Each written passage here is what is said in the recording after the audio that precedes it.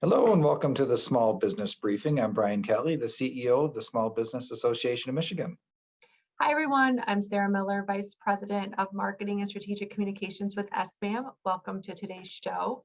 As always, I'd like to give a quick shout out to our sponsor, Marana Group. They are a data, document, and distribution company in Kalamazoo, and we appreciate their support. So, Brian, we ended the week last week with a tax cut veto. What could you tell us? Yeah, so this is something that we talked about as it moved through the process. SBAM was very supportive of the reduction in the income tax and also the increase in the earned income tax credit. First of all, the income tax rate was proposed to be reduced, and this is the regular rate that most small businesses pay as their primary business tax. And so as we saw a lot of tax cuts and tax credit proposals for the biggest corporations, we had joined in with the legislature in saying, hey, actually small businesses, everybody says they're the backbone of the economy, and they are, but it would be nice if people actually acted like that. So this proposal came about to reduce the income tax rate from 4.25 down to 4%, and then to increase the earned income tax credit, which gives lower income workers a bigger incentive to work. And we'll talk a little bit later on why that's more important than ever. But the governor did veto that on Friday, saying that it was she vetoed it because they believed, as it went through the process, it was too big of a tax cut. Ultimately, the veto letter said something a little bit different. The veto letter said that there were concerns that the title of the act didn't match the contents of the act, which I'll just say it is silly.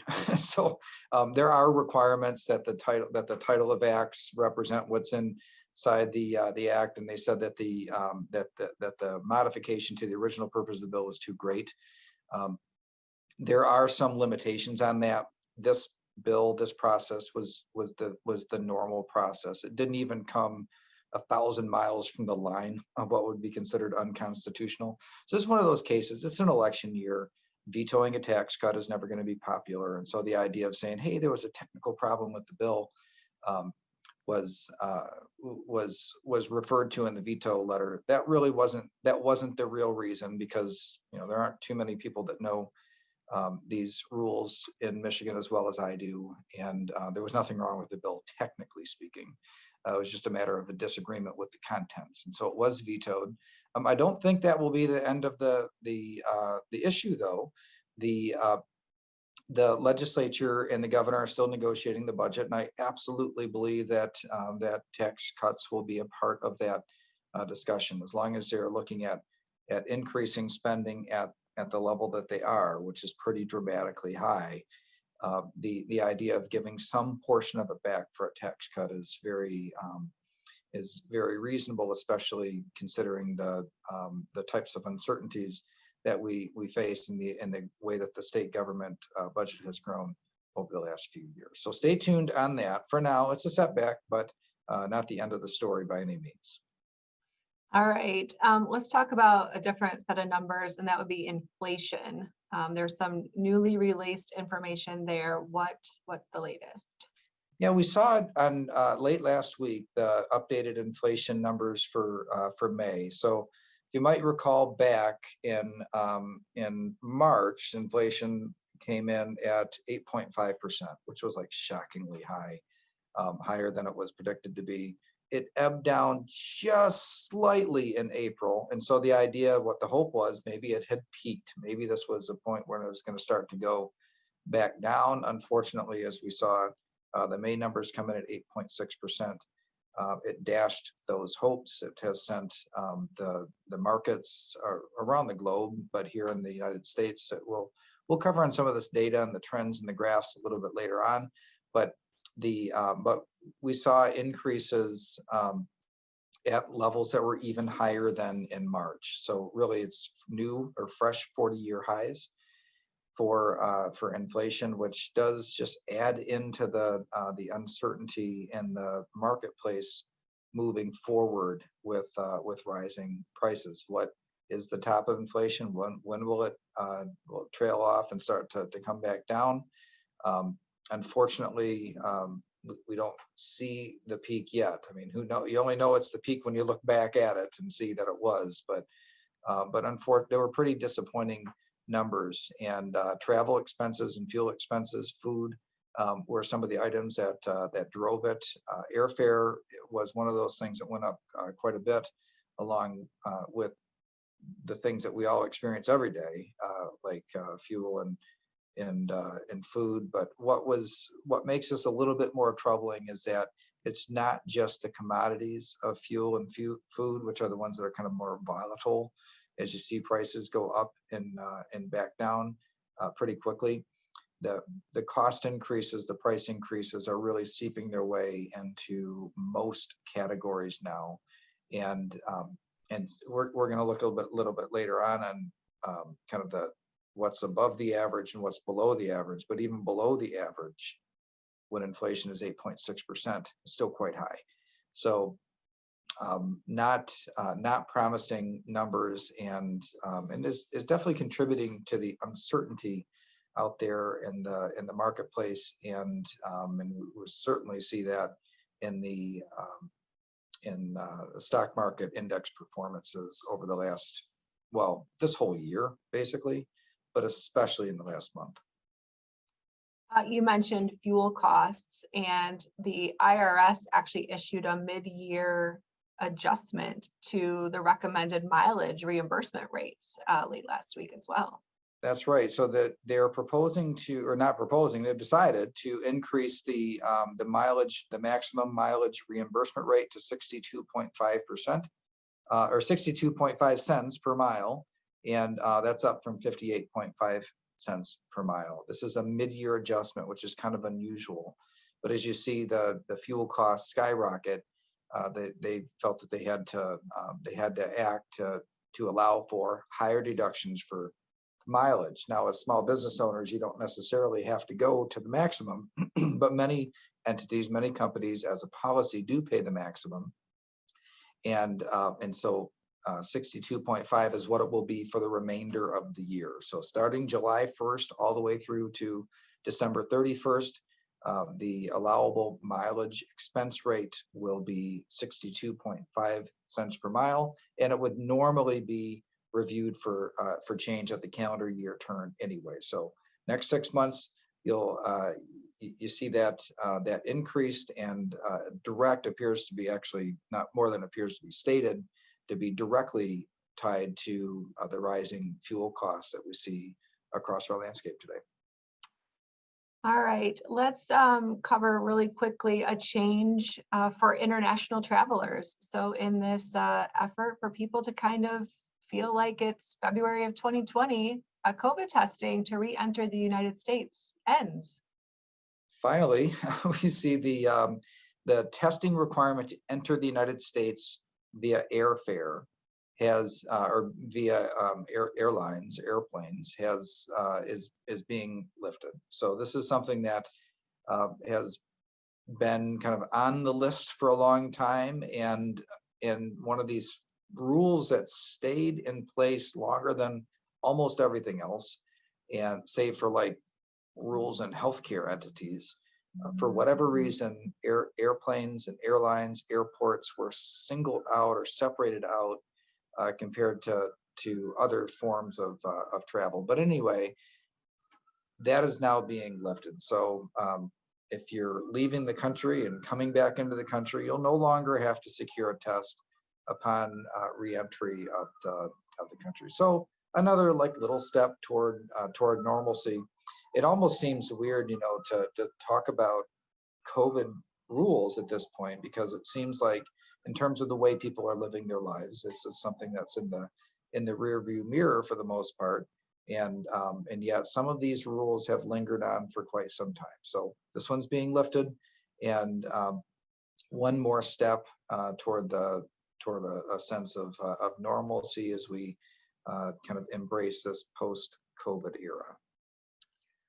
All right, so a few weeks ago, we discussed the possibility that Michigan's presidential primary election date might get moved up. And now we've made it to the second round for consideration. Yeah, it's kind of an interesting effort here. It's not the first time that there has been an effort to move Michigan earlier in the primary process for selecting a presidential candidate. So in this case, the Democrats are proposing here in Michigan are proposing to move Michigan's primary earlier in the process. You know how you hear on the news, like New Hampshire's primary and the Iowa caucuses and South Carolina's real early too, that those states have kind of an outsized role in who the nominees of the major parties are because they go so early. And there's a lot of states. There were 19 states plus the international caucus, I'll get to that in a minute, that all wanted to be earlier in the process, to essentially make a bid to be an early state, to have that outsized or oversized role in selecting the major nominees for the party. So what's interesting to me about this though, is that, so a lot of states wanted to do it, 20 of them. Nevada and New York and the International Caucus didn't make the second round. So 17 states make it into the second round. They do have one cohort, which is like Democrats living abroad, and they form a caucus apparently as well that have some say in who the nominees are. But these 17 states that moved forward, here's what's very, very interesting to me about this is that while generally those in the political system, or at least Democrats in the political system, are not willing to acknowledge the possibility that Joe Biden will not be the nominee in 2024 for the Democratic Party, this would not be a thing unless there was some sort of an expectation. If it was a foregone conclusion that Joe Biden would be the nominee in the next cycle, there wouldn't be a bunch of jockeying for who gets to go earlier in the process. That would be a fight for 2028, not 2024. So it puts my radar up that there is a growing expectation that this will actually be an open seat in 2024. And why would Michigan make that move? Certainly, there are some people here in Michigan and also nationally that are looking to governors. Governors have been strong candidates for major parties on both sides of the aisle, and the idea that Michigan has kind of a rising star governor within the Democratic Party, a lot of nationwide profile. The idea of moving Michigan earlier in the process to leave that door open for Governor Whitmer is not an unbelievable concept to me. I think that could be playing into the strategy. But overall, I think what is most revealing about this is that there is a growing acknowledgement and acceptance that a sitting president not running for re-election is a real possibility. Definitely an interesting story we'll continue to follow. So it is Monday, which means we like to cover Data Monday. We're doing a little bit, or broadening our data horizons going forward, Brian. So what do we have today? Yeah, so I kind of think of today, it's kind of a big day. We've always had Data Monday, and we focused on the COVID numbers all this time, and we pushed the data at least back to the second half of our program and the small business briefing, because the COVID numbers have been kind of de-emphasized as of late. They don't play as big a role on what business does, can and can't do, and how it'll impact business as it did in the past. However, there's a lot of information out there that's coming at us really fast, and I wanted to kind of transform, if you will, Data Monday into something that's a little broader than the COVID numbers. So we're not going to talk about COVID numbers today because none of those trends look any different than last week than what we talked, which is to say they're looking pretty good. But there's a lot of things that aren't looking pretty good. And so I want to start out here with just with inflation. So we talked a little bit about inflation before. You'll see that the overall inflation at 8.6%. Remember, I mentioned that it reached a new fresh 40-year high. So you got to go all the way back here to the early 80s before you see it hit that type of a range. Of course, it got higher than that If you go back earlier to 1980, 1979, 78, but ultimately, what's concerning is that it's not just this overall inflation, but also everything, not including food and energy. The year-over-year increases, it's still up 6%, which is that's when you know that core inflation is really rising. And then I wanted to single out just a couple of items that I thought were pretty big and notable movements. First is the airline fares. So the cost of airline tickets, look at 37.8% up. So if you have a business that relies on travel, you probably better consider that the cost of that travel is going to be higher in the future. The cars and trucks number, here's, again, this is, I wanted to kind of single out the things that I thought were really extraordinary, that it came down a lot to 16.1%. It had been over 40% in terms of cost increases. Anybody who's been out there in the market, you see there's a huge supply limitation in supply. So when new cars aren't sold as because of the supply chain issues, that means that there's a higher demand for used cars, and it really has driven the price up quite a bit. So when you look at this and say it's 16.1, which is extraordinarily high, but that's less than half of what it was here in recent months. So actually that has come down a little bit. Just looking at all the major items, I wanted to take a look at, first of all, fuel oil. So the cost of heating homes in Michigan, we won't have to worry about that for a little while. But then gasoline, airfare being the big movers, all items right here in the middle. But if you look at food, it's just slightly below that 8.6 average.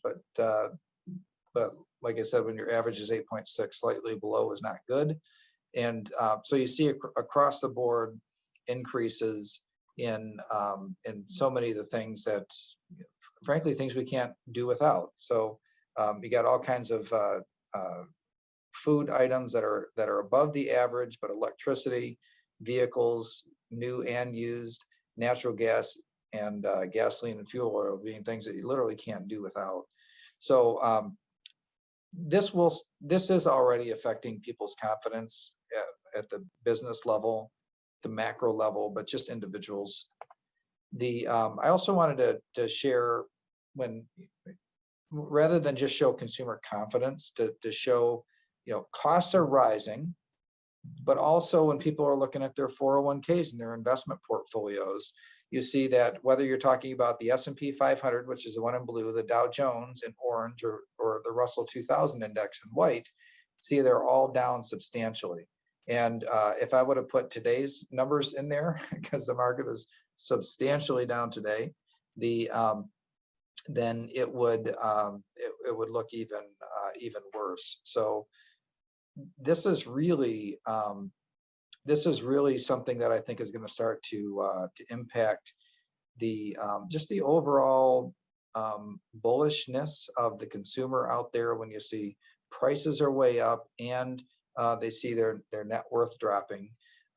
Now let's take a look at what on the surface might seem like fairly good news, which is that wages are increasing. In blue, you see the lowest quartile. So this line right here are the lowest income workers, 25% lowest. See, those have had the biggest increase at 6.7%. And then those at the top quartile is this orange, so up 3.6%.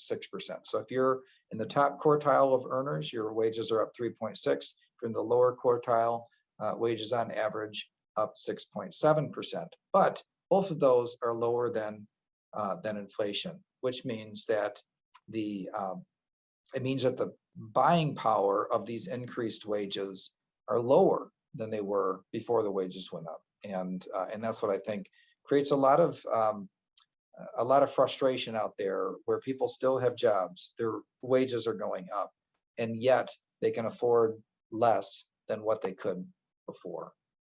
Looking here at the expected, the University of Michigan's expected change in household income during the next year, you'll see that like in the last recession, how that declined, and then it was a long-term increase when, well, I'll just say it, when the Snyder administration was in office anyway. And then you see this really big decline in with the pandemic, and then you also see a decline, a pretty sharp decline that's happening right now. So expected change in household income during the next year, also a concern. And then the final thing that I thought this was kind of interesting, I wanted to share. So this is a survey of supervisors or bosses, and looking at in terms of their who's most likely to quit based on their experience.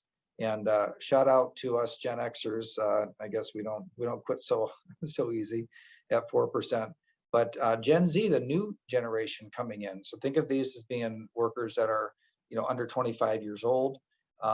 Are not as likely to be those that are leaving jobs or quitting, but the majority being the millennial generation. So there's so much that's happening right now in terms of economic movement, and so what we're going to try to do with Data Monday going forward is to give a little insight to help you look around the corner a little bit in the things that you might want to take into consideration as you're making decisions for your business. I do one caveat though.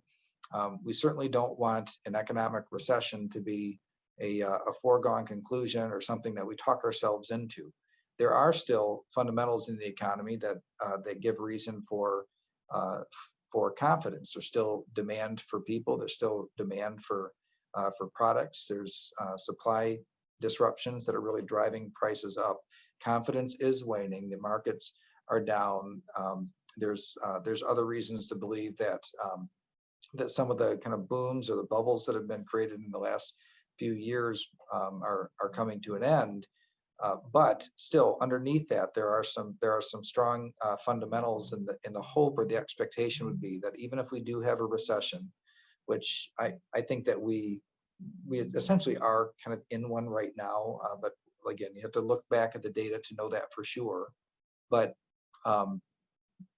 there's a very good chance that it could be very short-lived, and so this isn't this kind of new phase of Data Monday. We're going to focus on these things that we really think that business owners ought to know and take into consideration as they're making their plans for the future. It's not meant to say that there isn't hope or opportunity in the future. In fact, sometimes when there are uncertain times, it creates new doors, new opportunities to take chances and do things in a different way. So we'll be thrilled to have you on this journey with us as we move forward with the kind of a new and revamped Data Monday and the small business briefing, as usual, letting you know everything, or keeping everything you need to know in front of you on a regular basis, Mondays and Thursdays throughout the summer and throughout the year. But a quick scheduling note that this Thursday, we will not have a small business briefing. It's our annual meeting and small business summit. So we just we'll be busy elsewhere. Hopefully we'll see you in Lansing on Thursday, but we'll be back here for the small business briefing on Monday, June 20th. Thanks, everybody. So I'll see you either on Thursday at our annual meeting or back here Monday for the small business briefing.